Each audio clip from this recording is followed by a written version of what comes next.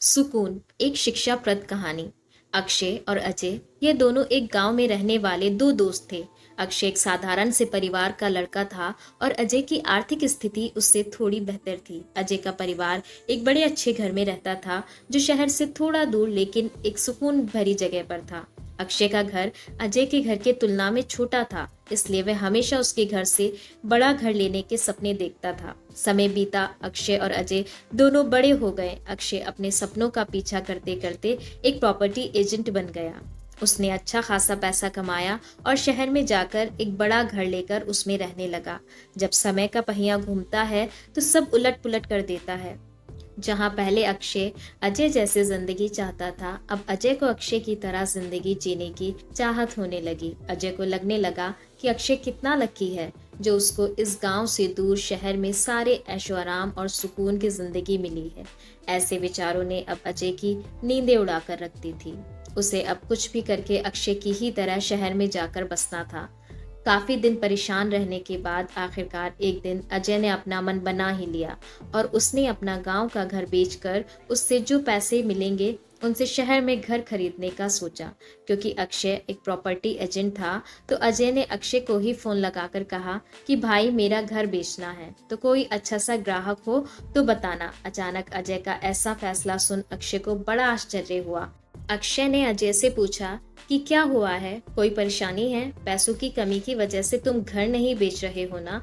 अजय ने अक्षय से कुछ भी नहीं छुपाया और उसे सारी बात सच सच बता दी।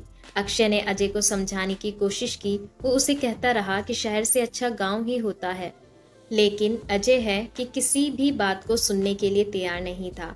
आखिरकार अक्षय ने अजय का घर बेचने के लिए हामी भर दी।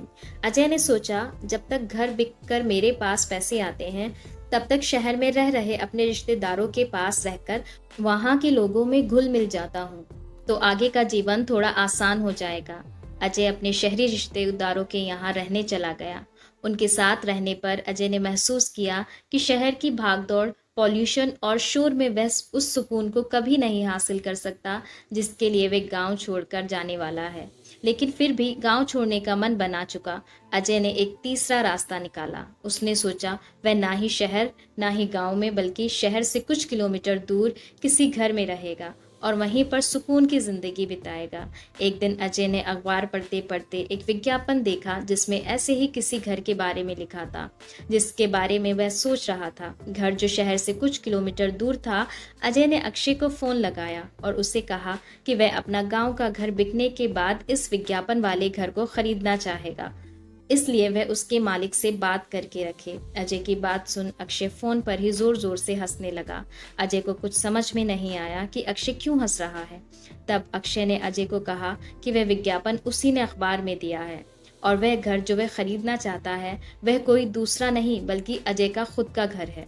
अजय को भी ध्यान आया कि उसका घर भी तो शहर से कुछ किलोमीटर दूर ही है और वह बेवजह ही उस चीज को तलाश रहा था जो पहले से ही उसके पास है।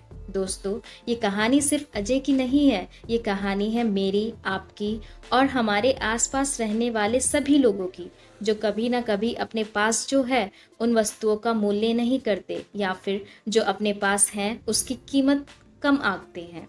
धन्यवाद। अगर आपको ये कहानी पसंद आई है तो like, comment, share and subscribe करना ना भूलें। Thanks for watching.